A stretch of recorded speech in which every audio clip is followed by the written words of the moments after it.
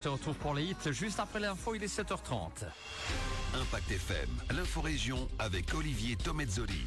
Un passeur de drogue arrêté à Francorchamps après une folle course-poursuite de plus de 200 km au départ des Pays-Bas. La chasse aux cerfs et aux sangliers prolongée d'un mois jusqu'à fin janvier pour lutter contre la surpopulation. Et en football, on joue ce week-end de match d'alignement qui avait été remis il y a quelques semaines. Vendredi 13 décembre, le développement des titres de l'info de l'arrondissement. Présentation Olivier Tomezzoli.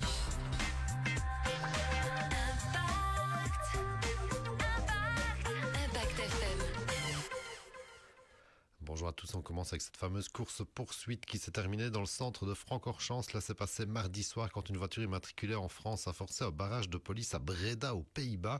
Une course-poursuite de plus de 200 km qui a amené les fouillards jusqu'à la sortie de Ligneville avant de rebrousser chemin et de sortir à Francorchamps et de se faire finalement choper dans les travaux au centre de Francorchamps. Entre-temps et après avoir jeté de nombreuses quantités de drogue par les fenêtres, le conducteur qui roulait entre 180 et 200 km/h a percuté un engin de chantier sur le pont de Ligneville, touché également des véhicules à Francorchamps.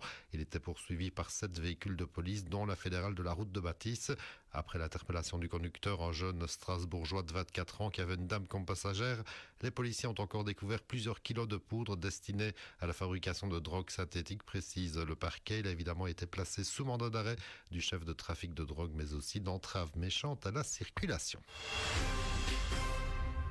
On poursuit avec l'arrestation de 2 voleurs qui ont écumé les églises de la région, particulièrement dans le sud de la communauté germanophone. Ils auraient forcé vider plusieurs troncs de collecte dans plusieurs églises. C'est grâce à des témoins qui avaient notamment relevé la plaque d'immatriculation des suspects que la police de la zone Eiffel a pu les intercepter en flagrant délit hier. Il s'agit d'un homme de 47 ans et une dame de 49 ans qui ne vivent pas en communauté germanophone. Selon le parquet de Penne, ils ont été présentés à un juge d'instruction.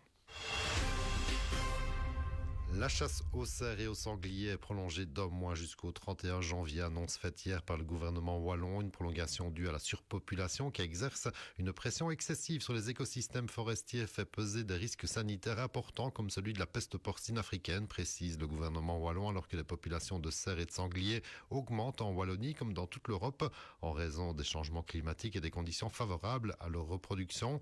Cette prolongation concerne la chasse aux cerfs en battue, aux chiens courants ainsi qu'à l'approche et à l'affût pour les cerfs non boisés et les petits cerfs boisés, ainsi donc que la chasse aux sangliers en battue, aux chiens courants et au bois.